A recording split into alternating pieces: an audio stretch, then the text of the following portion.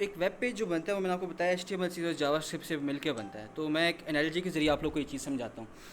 एक घर आप लोग कंस्ट्रक्ट करते हो, ठीक है। उस घर के अंदर कितने कमरे होने चाहिए, ठीक है। उस घर के अंदर बाथरूम हो, उस घर के अंदर किचन हो, उस घर के अंदर कारपोच हो, ठीक है।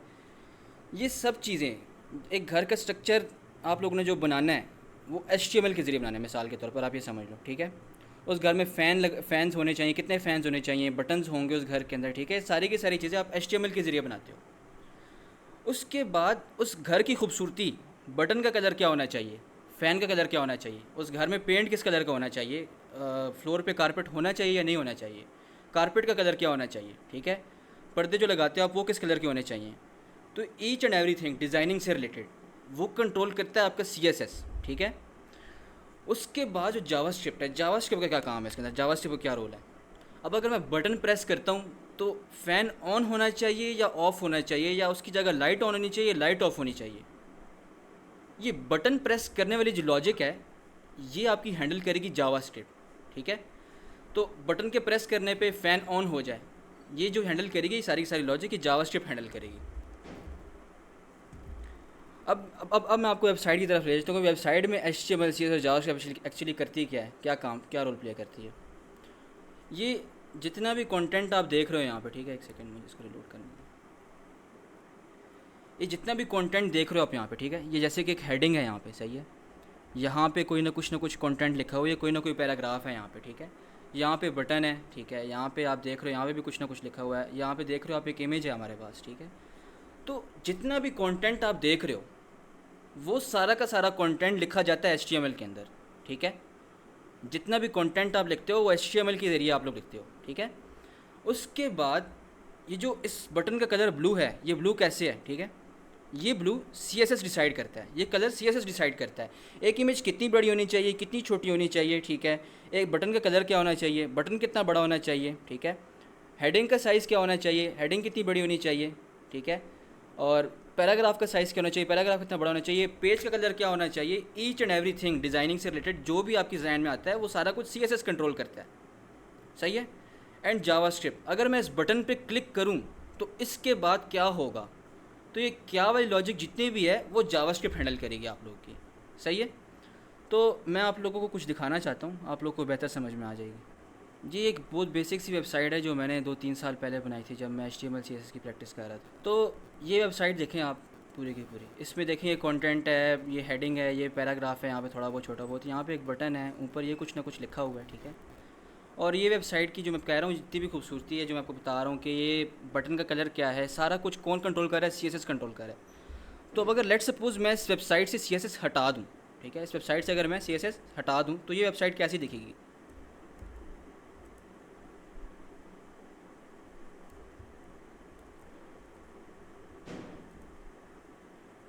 तो अब देखें ज़रा, अब ये वेबसाइट CSS के बगैर कैसे दिख रही है। जस्ट एक इमेज है, ठीक है। यहाँ पे वो जो ऊपर आप नेविगेशन बार में जो बटन्स देख रहे थे वो नज़र आ रहे हैं। यहाँ पे देखिए हेडिंग है, ये कंटेंट है, बटन का कलर भी गायब हो गया, ठीक है। ये इमेजेस कितनी बड़ी नज़र आ रही हैं, इमेजेस का साइज़ कौन कंट्रोल करता है, CSS कंट्रोल करता है, ठीक है। तो ये सारा कुछ देखें, ये सब कुछ CSS कंट्रोल कर रहा था। CSS के हटाने से देखें वेबसाइट कितनी अगली सी लग रही है। ये समझ लो कि भाई CSS के बगैर एक जो प्लस्तर किया वो मकान नहीं होता, सिर्फ वही नज़र आएगा विदाउट पेंट। तो CSS बहुत मैटर करती है। आप अप्लाई किस पे होती है CSS, जो आप HTML में कंटेंट लिखते हो CSS आप उसके ऊपर अप्लाई करते हो, ठीक है। ये कंटेंट सारा HTML के अंदर लिखा गया था और इसके ऊपर हमने CSS अप्लाई करके इस वेबसाइट को मज़ीद खूबसूरत बनाया। अब अगर मैं दोबारा CSS में ऐड कर दूँ तो वेबसाइट इस तरह से दिखेगी, ओके। उसके बाद मैं आप लोग को ये बताना चाहता हूँ कि भाई जो टूल और सॉफ्टवेयर आप इस्तेमाल करोगे वो कौन सा इस्तेमाल करोगे। जैसे चैटिंग के लिए आप WhatsApp इस्तेमाल करते हो, वो भी एक सॉफ्टवेयर है। वीडियोज़ देखने के लिए आप YouTube इस्तेमाल करते हो, वो भी एक सॉफ्टवेयर है, ठीक है। इसी तरह प्रोग्रामिंग या वेबसाइट बनाने के लिए भी आप कोई टूल और सॉफ्टवेयर इस्तेमाल करते हो, वो हमारे पास उसके लिए सॉफ्टवेयर भी एग्जिस्ट करते हैं, ठीक है।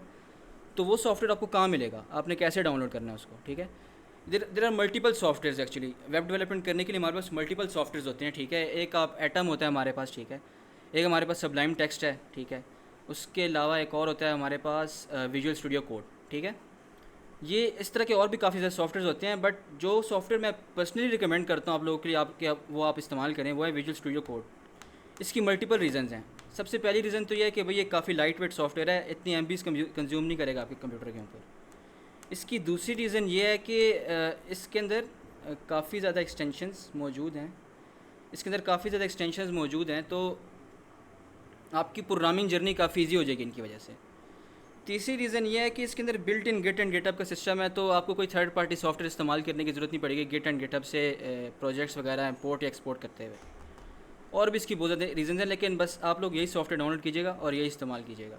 बहरहाल इसको डाउनलोड करना कैसे मैं आपको ये भी बता देता हूँ। आप सिंपली यहाँ पे जाएँ और लिखें download VS code. VS code visual studio code की शॉर्ट फॉर्म है, ठीक है। आप यहाँ पे जो ये पहला लिंक आ रहा है डाउनलोड विजुअल स्टूडियो कोड का, इस पर टैप करें, ठीक है। टैप करने के बाद अब जो विंडोज़ यूज़ कर रहा है तो वो इस पर क्लिक करे, और जो लिनक्स यूज़ कर रहा है वो इनमें से किसी पे क्लिक करे, और जो मैकबुक इस्तेमाल कर रहा है तो इस पर क्लिक करे। अब चूंकि मैं विंडोज़ क्लिक कर रहा हूँ तो यूज़ कर रहा हूँ, तो मुझे इस पर क्लिक करना है, ठीक है। इस पर क्लिक करेंगे तो वो ऑटोमेटिकली डाउनलोडिंग आपकी शुरू हो जाएगी। मेरी चूँकि ऑलरेडी मैंने सॉफ्टवेयर डाउनलोड किया हुआ है तो मैं इसको दोबारा डाउनलोड नहीं कर रहा। ये आप सिंपली यहाँ पे आई एक्सेप्ट द एग्रीमेंट इस पर टैप करें, फिर नेक्स्ट का बटन क्लिक करें, और मेक श्योर कीजिएगा कि सारे के सारे जो ऑप्शन यहाँ पे आ रहे हैं ना, ये सारे के सारे चेकड हों, ठीक है। डेस्कटॉप आइकन अगर बनाना चाहें तो उस पर भी क्लिक कर दें। उसके बाद नेक्स्ट पे टैप करें और इंस्टॉल पे क्लिक करें, तो ये आपका सॉफ्टवेयर आपके कंप्यूटर पे इंस्टॉल हो जाएगा। मेरा चूँकि इंस्टॉल है तो मैं इसको दोबारा इंस्टॉल नहीं कर रहा, सही है। तो ये जो सॉफ्टवेयर है VS कोड, इसके अंदर आप बेसिकली एक वेबसाइट क्रिएट करोगे, ठीक है। अब VS कोड में आपने काम करना किस तरह है, आप यहाँ पे सिंपली आओ, ठीक है। यहाँ पे एक नया फ़ोल्डर क्रिएट कर लो। नया फ़ोल्डर क्रिएट करने के बाद यहाँ पे कोई भी नाम दे दो अपने फ़ोल्डर को। लेट सपोज मैं दे रहा हूँ HTML, ठीक है। HTML वाले फ़ोल्डर को मैंने ओपन किया, ठीक है। इस पर राइट क्लिक किया, शो मोर ऑप्शंस और ओपन विद कोड। ये वाला फ़ोल्डर हमारे पास VS कोड के अंदर ओपन हो जाएगा, जिसके अंदर एक्चुअली आपने प्रोग्रामिंग करनी है, एक्चुअली आपने कोडिंग करनी है, ठीक है। ये वाला फ़ोल्डर आपके पास ओपन हो जाएगा। उसके बाद मैं आप लोगों को दिखाना चाहता हूँ कि यहाँ पे हम लोगों ने करना क्या है। बेसिकली सबसे पहले आप आओ, यहाँ पे एक फ़ाइल क्रिएट कर लो। फ़ाइल कैसे क्रिएट करोगे आप, एक सेकंड मुझे डिलीट करने दें। ये जो ऑप्शन देख रहे हैं यहाँ पे, आपको यहाँ पे न्यू फाइल वाला ऑप्शन आ रहा होगा, इसके ज़रिए आप एक नई फ़ाइल क्रिएट कर सकते हो। या इसके ज़रिए अगर आपने एक फ़ोल्डर क्रिएट करना है इसके अंदर, तो आप एक फ़ोल्डर भी क्रिएट कर सकते हो इसके अंदर, ठीक है। या आप इसी के ऊपर यहीं पर आप राइट क्लिक करो और यहाँ पर इसके ज़रिए आप एक न्यू फाइल क्रिएट कर सकते हो। ये न्यू फाइल पर टैप किया आपने, index.html, ठीक है। इस तरह से आपने एक HTML की फ़ाइल क्रिएट कर लेनी है, सही है। अब जो ये मैंने फ़ाइल क्रिएट की है ये है क्या, बेसिकली मैं आपको ये समझाता हूँ। अब ये .html क्या है, ये सब चीज़ें क्या है मैं आपको समझाता हूँ। जिस तरह आपके पास जो MP3 जो ऑडियोज़ होती हैं, बेसिकली जो ऑडियो फाइल्स होती हैं आपके पास, उनकी एक्सटेंशन क्या होती है आपके पास, .mp3 करके होती है। इसी तरह जो वीडियो फाइल्स होती हैं आपके पास, उनकी एक्सटेंशन क्या होती है आपके पास, .mp4 करके होती है। और जो इमेजेस होती हैं उनकी डिफरेंट एक्सटेंशन है आपके पास, ठीक है। ये JPEG हो गया, PNG हो गई, ठीक है। डॉट के बाद बेसिकली आप जो भी लिखते हो एक्सटेंशन का नाम होता है। इसी तरह HTML का कोड लिखने के लिए भी आपके पास एक एक्सटेंशन एग्जिस्ट करती है जिसका नाम है .html, ठीक है। ये .html लिखोगे, और ये जो नाम मैंने लिखा है यहाँ पे, ये इंडेक्स ही क्यों लिखा है यहाँ पे मैंने, ठीक है। इसकी जगह मैं कोई और नाम भी लिख सकता था, आपकी मर्ज़ी, आप यहाँ पे कुछ और भी लिख दो, ठीक है। यहाँ पे आप रिजवान.html मतलब अपना नाम .html करके भी लिख सकते हो, पर ये मैंने index.html ही यहाँ पे क्यों लिखा है, मैंने कोई और नाम यहाँ पे क्यों नहीं डाला, तो उसकी सेवरल रीजंस हैं, मैं आपको समझाता हूँ, ठीक है। सबसे पहले तो जो आपका वेब सर्वर होता है ना, जो एक्चुअली वेबसाइट्स आपको शो कराता है, वो जो फाइल ढूंढता है ना बेसिकली शो कराने के लिए, वो ढूंढता है index.html वाली फ़ाइल, ठीक है। और वही रेंडर करता है शुरू में, सही है। अब मैंने यहाँ पे कुछ मुश्किल टर्मिनोलॉजी इस्तेमाल की, जैसे वेब सर्वर का मैंने नाम लिया। अगर आपको इसके बारे में आइडिया नहीं तो मैं थोड़ा बहुत आइडिया दे देता हूँ उसके बारे में। आप यहाँ पे कुछ भी सर्च करते हो, ठीक है, कुछ भी सर्च करते हो आप। जैसे मैंने यहाँ पे, एक सेकेंड, लेट्स सपोज क्या लेते हैं, फिग्मा, ओके। अब मैंने यहाँ पे फिग्मा सर्च किया, ठीक है।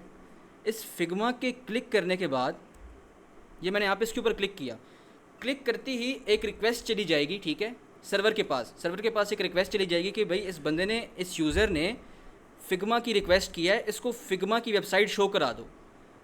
तो वेब सर्वर जो चीज़ उसको रिटर्न करेगा वो होगी index.html की फ़ाइल, ठीक है। index.html की फ़ाइल रिटर्न करेगा, और वो ही वाली फ़ाइल आपके पास यहाँ पे रेंडर होगी। जो सबसे पहली चीज़ आपके पास एक वेबसाइट में रेंडर होती है, यानी कि जो शो होती है, रेंडर का मतलब जो चीज़ शो होती है आपके पास, वो होती है index.html वाली फाइल, ठीक है। होम पेज जो आपके पास शो होता है ना, होम पेज जो आप देख रहे हो, सबसे पहले जो आपके पास शो होता है हमेशा होम पेज ही शो होता है। जो होम पेज आपके पास शो होता है वो हमेशा index.html वाली फाइल में पड़ा होता है। अगर आप चाहते हो कि आप index.html का नाम ना रखो, आप कोई और नाम रखो, तो फिर आपको वेब सर्वर को एक्सप्लिसिटली बताना पड़ता है कि भाई जो आपने सबसे शुरू में फ़ाइल चेक करनी है ना, वो index.html वाली फाइल नहीं है, वो रिजवान.html वाली फाइल है, ठीक है। तो कहने का मतलब ये है, सिर्फ मैं आपको ये जनरल नॉलेज दे रहा था।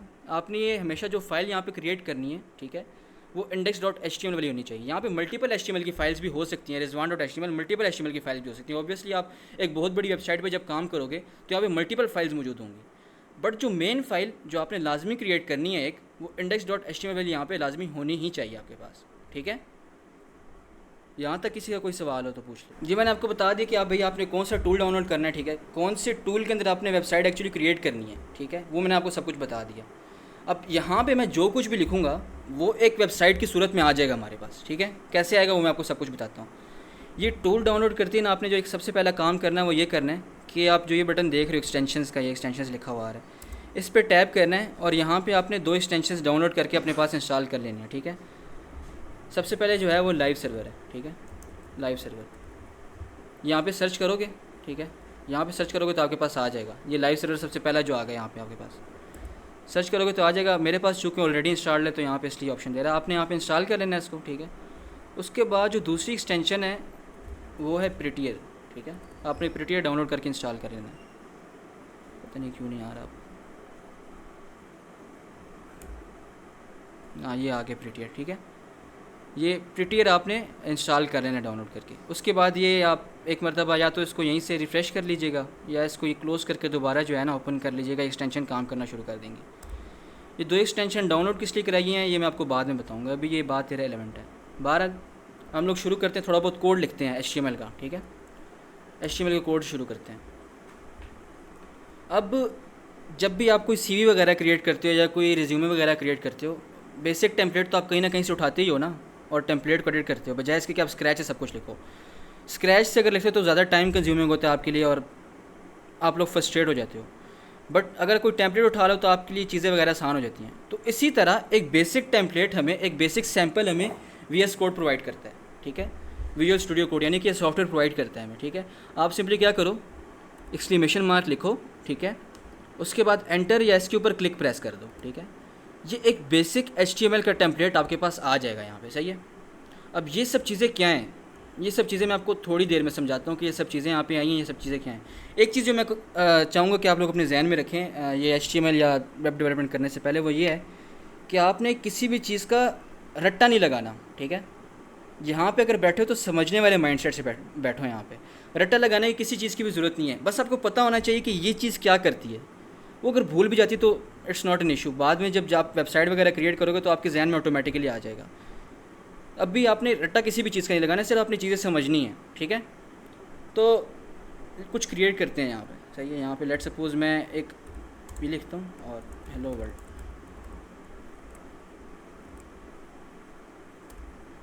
ये गो लाइव वाला जो बटन है ना आपके पास, ये तब अपीयर होगा आपके पास जब आप ये एक्सटेंशन इंस्टॉल कर लो, वो वाली जो मैंने आपको बताया था लाइव सर्वर वाली। बहरहाल अब जो मैंने हेलो वर्ल्ड यहाँ पे लिखा था वो हमारे पास यहाँ पे रेंडर हो रहा है, ठीक है, आपके ब्राउज़र के अंदर रेंडर हो रहा है। ये आप समझ लो कि एक बेसिक सी वेबसाइट आपने यहाँ पे बना ली है, इट वाज दैट इजी, ठीक है। तो ये जो मैंने लिखा है यहाँ पे, ये क्या है, ये P क्या है, इसको क्या कहते हैं, ये है क्या चीज़ बेसिकली, अब मैं आपको ये एक्सप्लेन करता हूँ, ठीक है। HTML के अंदर आप जो भी कोड लिखते हो, ठीक है, HTML के अंदर आप जो भी कोड लिखते हो वो टैग्स की सूरत में लिखते हो, ठीक है। अब ये टैग्स क्या भला है, ये टैग्स क्या चीज़ है, मैं आप इसके बारे में आपको एक्सप्लेन करता हूँ। पहले तो आपको ये समझना है कि HTML आपने जो भी चीज़ लिखनी है, आपने पैराग्राफ लिखना है, आपने हेडिंग लिखनी है, आपने इमेज डालनी है, आपने जो कुछ भी करना है वो हमेशा टैग्स के ज़रिए ही होगा, ठीक है। कोई भी काम करने के लिए कोई ना कोई स्पेसिफिक टैग ऑलरेडी आपके लिए मौजूद होगा, सही है। तो अब ये टैग्स क्या चीज़ हैं, मैं चाहता हूँ think of tags like a container, ठीक है, अ कंटेनर जिसके अंदर आप कोई ना कोई कंटेंट स्टोर कर सकते हो, ठीक है, कोई कंटेंट स्टोर कर सकते हो या उसके अंदर एक और टैग भी डाल सकते हो, ठीक है। इस तरह आप किचन में जाते हो, आपके पास डब्बे वगैरह पड़े होते हैं, डिफरेंट डब्बे होते हैं, ठीक है। किसी डब्बे के अंदर चीनी पड़ी होती है, किसी डब्बे के अंदर नमक पड़ा होता है। तो वो डब्बा क्या है, आपके पास कंटेनर है, ठीक है। उस कंटेनर के अंदर क्या पड़ा हुआ है, आपका कंटेंट पड़ा हुआ है, चीनी नमक वगैरह सारा कुछ कंटेंट पड़ा हुआ है। जस्ट लाइक दैट ये पी जो है मेरा, ये पी, ये मेरा वो डब्बा है, ठीक है। ये मेरा वो डब्बा है, ठीक है। ये वो कंटेनर है मेरा। उस कंटेनर के अंदर मैंने कुछ ना कुछ कंटेंट डालना है, ठीक है। कंटेनर, अब डिफरेंट टाइप्स के कंटेनर होते हैं हमारे पास, डिफरेंट टाइप के डब्बे होते हैं। कुछ डब्बे छोटे होते हैं, कुछ डब्बे बड़े होते हैं, ठीक है। डिफरेंट डब्बों के डिफरेंट यूजेस होते हैं। इसी तरह जो हमारे पास ये पी है, इसके अंदर आप कोई ना कोई, अगर आप कोई पैराग्राफ लिखना चाहते हो अपनी वेबसाइट के अंदर, कोई ना कोई पैराग्राफ लिखना चाहते हो आप, उसके लिए जो टैग हम लोग इस्तेमाल करते हैं वो होता है हमारे पास पैराग्राफ टैग, ठीक है। जो पैराग्राफ टैग है हम उसके लिए ये इस्तेमाल करते हैं। ये स्लाइड्स वगैरह आप लोग को प्रोवाइड कर दी जाएंगी, ये हेल्पिंग मटेरियल आप लोग के लिए, ठीक है। आप लोग यहाँ से पढ़ के यहाँ से रिवाइज कर सकते हो अपने कॉन्सेप्ट्स। दूसरा, ये रिकॉर्डेड सेशन भी आप लोग को मिल जाएगा, ठीक है। तो वहाँ से भी आप चीज़ें रिवाइज करते हो। अभी जो मैं आपको समझा रहा हूँ सिर्फ आप उसी के ऊपर फोकस करो। बहरहाल, अगर आप कुछ लिखना चाहते हो, कोई पैराग्राफ वगैरह लिखना चाहते हो, तो आप लोग यहाँ पे लिख सकते हो। जिस तरह मैंने यहाँ पे लिखा था हेलो वर्ल्ड, ठीक है। और ये चीज़ यहाँ पे हमारे पास वेबसाइट में शो हो गई थी। उसके बाद आप लोगों को आते हैं कि भाई वैसे ये जो पूरी एक चीज़ मिला के इस पूरी एक लाइन को जो बोलते हैं, ठीक है, जिसमें पी टैग भी लिखा हुआ है, ठीक है, और जो हेलो वर्ल्ड कंटेंट भी लिखा हुआ है, इस पूरी एक लाइन को हम लोग एक HTML एलिमेंट बोलते हैं, ठीक है। ये कुछ एनालिजीज़ हैं जो मैं कहता हूँ आप लोग अपने जहन में रखें, ठीक है। टैग्स क्या होते हैं, एलिमेंट्स क्या होती हैं, चीज़ें आपको पता होनी चाहिए। पूरी एक लाइन, ठीक है, यानी कि टैग और उसके कंटेंट दोनों को मिला के आप क्या कहते हो, ये एक हमारे पास एलिमेंट है। और ये जो पी है हमारे पास, ये क्या है, ये हमारे पास एक टैग है, ठीक है। उसके बाद जो ये सब चीज़ें लिखी हुई हैं, ये क्या है, मैं आपको ये एक्सप्लेन कर देता हूँ बारी बारी, ठीक है। जो हमने यहाँ पे लिखा था शुरू में, जो हम लोगों ने एक्सक्लेमेशन मार्क डाला था, और उसके बाद जो हमारे पास ये चीज़ें आ गई थी, इनका क्या मतलब है, मैं आपको ये एक्सप्लेन कर देता हूँ, ठीक है। तो ये जो है हमारे पास, फर्स्ट ऑफ ऑल जो ये पहली लाइन लिखी हुई थी, डॉक टाइप HTML, ठीक है, ये बताता है आपके ब्राउज़र को कि भाई आप HTML का क्या यहाँ पे क्या यूज़ कर रहे हो, आप HTML यूज़ कर रहे हो, क्या चीज़ यूज़ कर रहे हो। तो ये डॉक टाइप बेसिकली आप बताता है कि ये HTML का आप कौन सा वर्जन यूज़ कर रहे हो। यहाँ पे हम लोग HTML का वर्जन 5 इस्तेमाल कर रहे हैं, ठीक है। तो उसके बाद जो दूसरी लाइन है हमारे पास, ये क्या है, एक सेकेंड, ये HTML, ठीक है। ये बेसिकली हमारे पास root of an HTML document है। बेसिकली ये हमारे पास एक मेन जो रूट एलिमेंट होगा हमारे पास, वो हमारे पास ये होगा।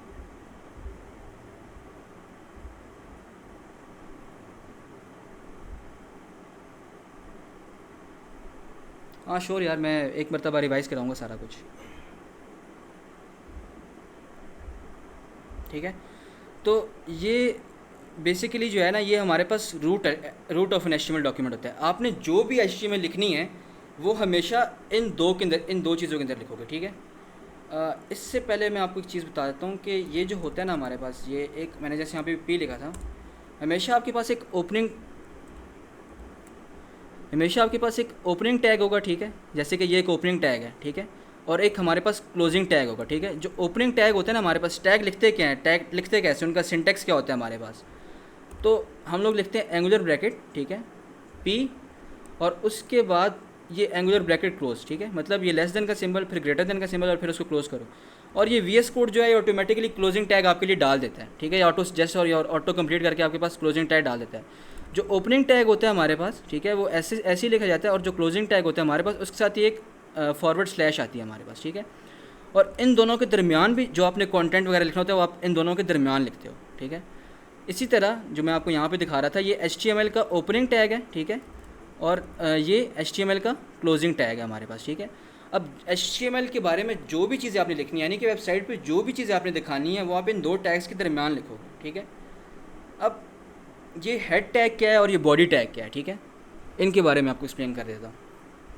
अगर मैं काफ़ी तेज़ी से चल रहा हूँ और मेरी स्पीड काफ़ी तेज़ है, तो आप लोग कह सकते हैं कि अपनी पेस थोड़ी स्लो कर लें, या मेरे सवाल वगैरह पूछ सकते हैं आप लोग, ठीक है।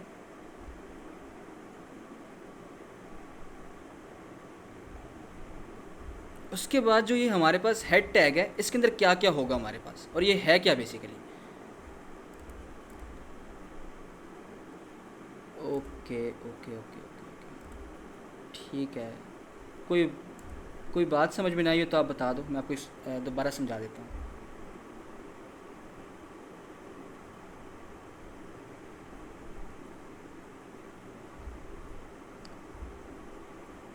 उसके बाद जो हमारे पास ये हेड टैग है, ठीक है, मैं थोड़ी पेस अपनी स्लो कर देता हूँ।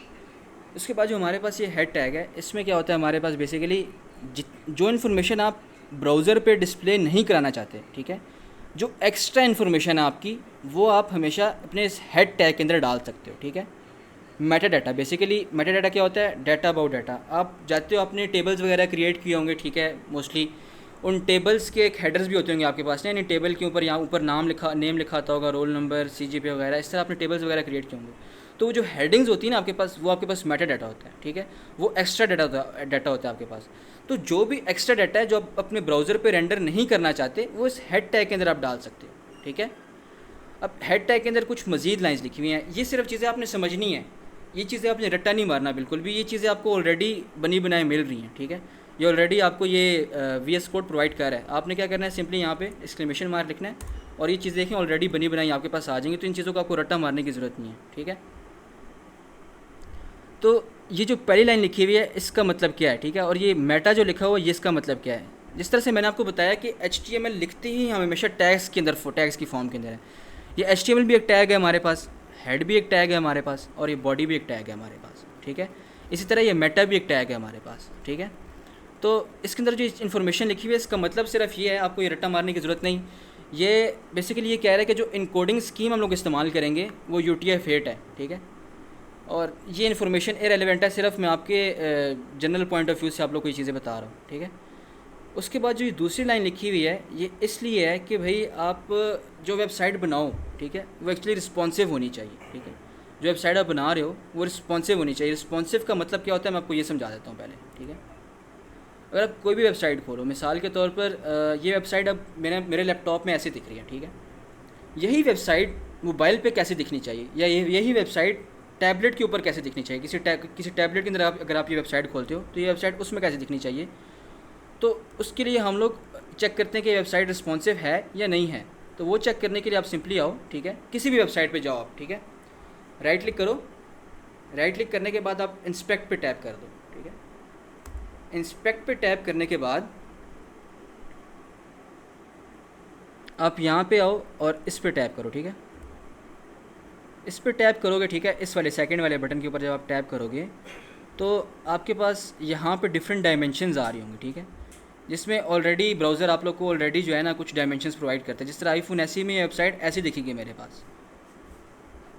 ये रिस्पॉन्सिव का मैं आपको बेसिक सा कॉन्सेप्ट दे रहा हूँ। ये जो टॉपिक एक्चुअली है ये CSS का है, बट मैं आपको ऐसी सिर्फ शुरू में कुछ एनालिसिस बता रहा हूँ ताकि आपको इन चीज़ों के बारे में पता हो, ठीक है। तो आईफोन XR में ये वेबसाइट ऐसी दिखेगी, ठीक है, Pixel 7 में वेबसाइट ऐसी दिखेगी। तो बेसिकली वेबसाइट की रिस्पॉन्सिवनेस का मतलब ये होता है कि एक वेबसाइट आपके पास एक डिफरेंट डिवाइसेस में कैसे कैसे दिखेगी। रिस्पॉन्सिवनेस का मतलब ये होता है, ठीक है।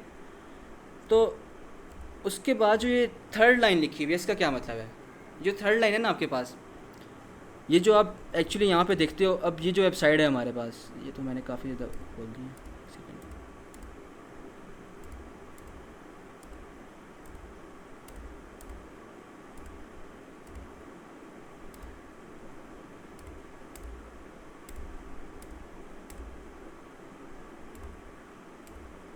एक सेकंड, मैं ये सारे ब्राउज़र वगैरह टैब्स वगैरह बंद कर दूँ, मैं कुछ दिखाना चाहता हूँ आप लोगों को।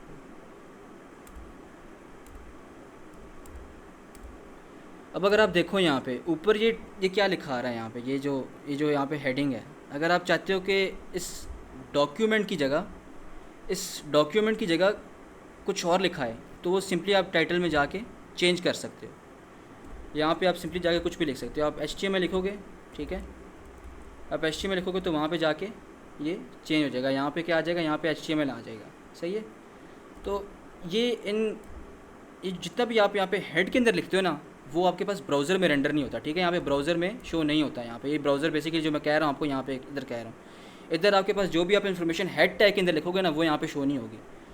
जो भी इन्फॉर्मेशन आपने ब्राउज़र के अंदर डिस्प्ले करानी होती है ना, वो आप हमेशा लिखते हो इस बॉडी टैग के अंदर, ठीक है। टैग अगेन मैंने आपको बताया था, टैग्स क्या होते हैं हमारे पास। जो भी इन्फॉर्मेशन आप ब्राउज़र पर डिस्प्ले कराना चाहते हो वो आप टैग्स के ज़रिए करते हो, ठीक है। टैग्स का हमारे पास डिफरेंट फॉर्मेट्स होते हैं। किसी टैग्स के हमारे पास ओपनिंग टैग भी होते हैं, जिस तरह ये एक ओपनिंग टैग है और ये क्लोजिंग टैग है, ठीक है। और कुछ टैग्स के ओपनिंग टैग होते भी हैं और कुछ सिर्फ ओपनिंग टैग होते हैं, क्लोजिंग टैग्स नहीं होते हमारे पास, ठीक है। तो अब हम लोग चलते हैं बारी बारी, देखते हैं डिफरेंट टैग्स को एक्सप्लोर करते हैं बेसिकली। उसके बाद मैं आप लोगों से क्वेश्चंस लूँगा डिफरेंट, अगर आप लोग कोई चीज़ समझ में ना आई हो तो। जैसे कि मैंने आप लोगों को बताया कि अगर आपने कोई ना कोई हेडिंग वगैरह शो करनी है या कोई ना कोई आपने पैराग्राफ अगर शो करना है यहाँ पे, ठीक है, तो उसके लिए आप जो टैग इस्तेमाल करते हो वो होता है पैराग्राफ टैग, यानी कि पी टैग, ठीक है। यहाँ पे आप सिंपली ये लेस देन का सिंबल डालो पी, फिर ग्रेटर देन का सिंबल, ये ऑटोमेटिकली यहाँ पे आपके पास क्लोजिंग टैग दे देगा आपको। इसमें आप कुछ भी लिख दो, ठीक है, हेलो हाउ आर यू, ठीक है। तो ये चीज़ आपके इस ब्राउज़र पे जाके शो होना शुरू हो जाएगी, ठीक है। हेलो हाउ आर यू यहाँ पे ब्राउज़र पे जाके ये शो हो रही है। उसके बाद अगर आप चाहते हो कि आप अपने पैराग्राफ अपनी वेबसाइट के अंदर कोई हेडिंग वगैरह डाल लो, ठीक है, आप चाहते हो कोई हेडिंग वगैरह शो हो जाए आपके वेबसाइट के अंदर, तो आप सिंपली यहाँ पे जाके H1 जो हेडिंग के लिए जो हमारे पास टैग इस्तेमाल होता है वो हमारे पास होता है H1, ठीक है। H1 टैग जो होता है हमारे पास वो हेडिंग के लिए इस्तेमाल होता है। अब हेडिंग्स के डिफरेंट साइज़ होते हैं हमारे पास, कोई हेडिंग बहुत ज़्यादा बड़ी होती है, कोई हेडिंग बहुत ज़्यादा छोटी होती है, ठीक है। तो इस तरह हेडिंग्स को इस तरह कैटेगराइज करने के लिए हमारे पास हेडिंग्स की भी डिफरेंट टैग्स मौजूद हैं, ठीक है। H1 यानी कि अगर मैं यहाँ पे H1 में कुछ लिखता हूँ हेलो, ठीक है, तो ये हमारे पास ब्राउज़र में देखें हेडिंग की सूरत में यहाँ पे कुछ ना कुछ शो हो रहा है, यानी कि ये एज एन हेडिंग शो हो रहा है यहाँ पे, ठीक है। उसके बाद आप चाहते हो हेडिंग इतनी बड़ी ना हो, थोड़ी सी छोटी हेडिंग हो इसकी जगह, ठीक है, तो आप सिंपली यहाँ पे H1 की जगह H2 डाल सकते हो, ठीक है। तो यहाँ पे क्या आ गया हमारे पास, वर्ल्ड आ गया। वो ये हेडिंग देखिए आप कंपैरेटिवली इस हेडिंग के छोटी है ये वाली हेडिंग, ठीक है। तो उसके बाद अगर आप इसी तरह करते कराते H1 है हमारे पास, H2 है हमारे पास, H3, H4, H5, H6 तक है हमारे पास इस तरह के टैग्स, ठीक है। H3 में आप लिख दो, H4 में अगर आप लिख दो, ठीक है, H5 में आप लिख दो और H6 में आप लिख दो,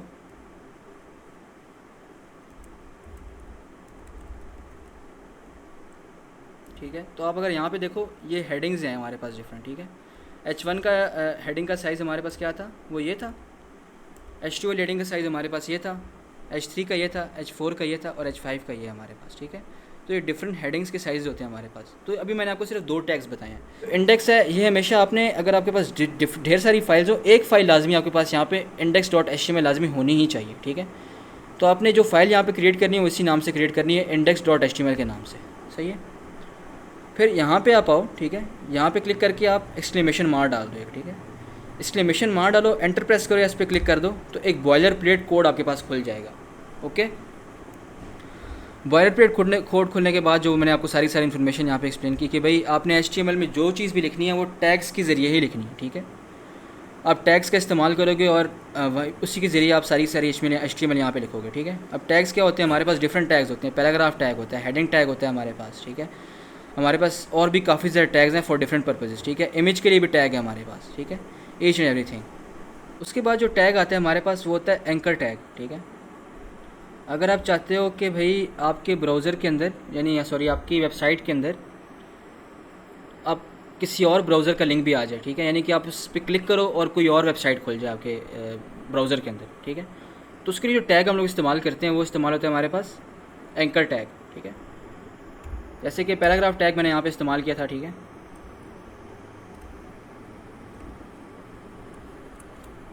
पैराग्राफ टैग यूज़ किया था मैंने।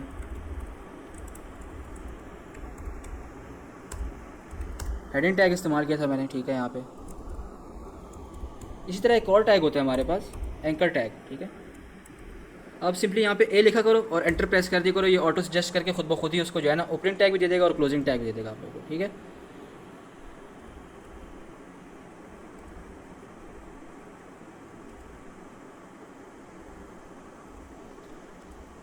अगर मैं ये चाहता हूँ कि भाई मैं YouTube जो है ना मेरा YouTube,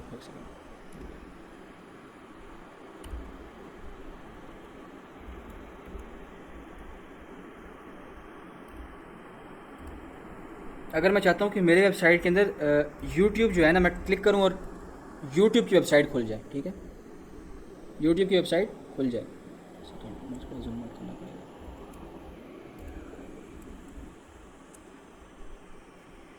ठीक है। ये जो मैंने लिखा था यहाँ पे, ये यूट्यूब लिखा है मैंने यहाँ पे, देखो यूट्यूब लिखा हुआ है। मैंने आपको बताया कि भाई ओपनिंग टैग और क्लोजिंग टैग के दरमियान आप जो भी लिखोगे वो इन्फॉर्मेशन यहाँ पे डिस्प्ले हो जाएगी, सही है। इस तरह मैंने यहाँ पे यूट्यूब लिखा था, यहाँ पे ये यूट्यूब डिस्प्ले हो रहा है, सही है। अब अगर आप इस यूट्यूब पे क्लिक करो तो ये देखो, ये यूट्यूब की वेबसाइट खुल गई आपके पास। तो अगर आप ये चाहते हो कि भाई आप अपनी वेबसाइट की तरफ कुछ ऐसा डालो कि उसके अंदर कोई यूज़र क्लिक करे और वो किसी और वेबसाइट की तरफ चला जाए, ठीक है, तो वो काम आप एंकर टैग के ज़रिए कर सकते हो, सही है। अब अगर मैं आपको दिखाऊँ, एक सेकेंड, जी जी,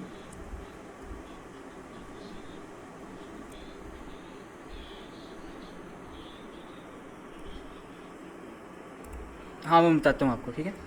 ये अब यहाँ से जाके मैंने लिंक उठाया, ठीक है, ये लिंक उठाया मैंने। अब आपको लिंक भी देना है ना वेबसाइट के, भाई कौन से लिंक पे जाके वेबसाइट खुलेगी, ठीक है। वेबसाइट कौन सी वेबसाइट का जो लिंक है ना वो आपने यहाँ पे आके एंकर टैग के अंदर दे देना है, यहाँ पे एच के अंदर। ये जो एच वाला जो है ना, ये इसके अंदर आके आपने एच क्या बुलाया, सारी चीज़ें मैं आपको बाद में एक्सप्लेन करूँगा। फिलहाल मैं आपको सिर्फ थोड़ा बहुत बेसिक अंडरस्टैंडिंग देना चाह रहा हूँ टैग्स के बारे में, ठीक है। आप सिंपली आओ यहाँ पे, ठीक है, और यहाँ पे वो लिंक पेस्ट कर दो। वो लिंक यहाँ पे पेस्ट करोगे, ठीक है, और यहाँ पे जो चीज़ आप लिखोगे उसके बाद आप यहाँ पे आओ और अपनी वेबसाइट खोलो,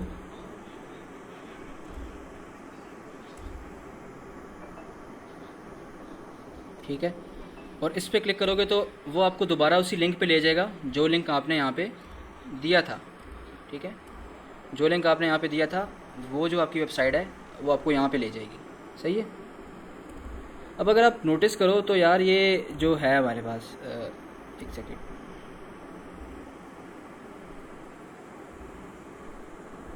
चलो इसके बारे में आपको बाद में बताऊंगा, जब मैं इन डेप्थ टैग्स को स्टडी कराऊंगा उसके बारे में आपको बाद में बताऊंगा।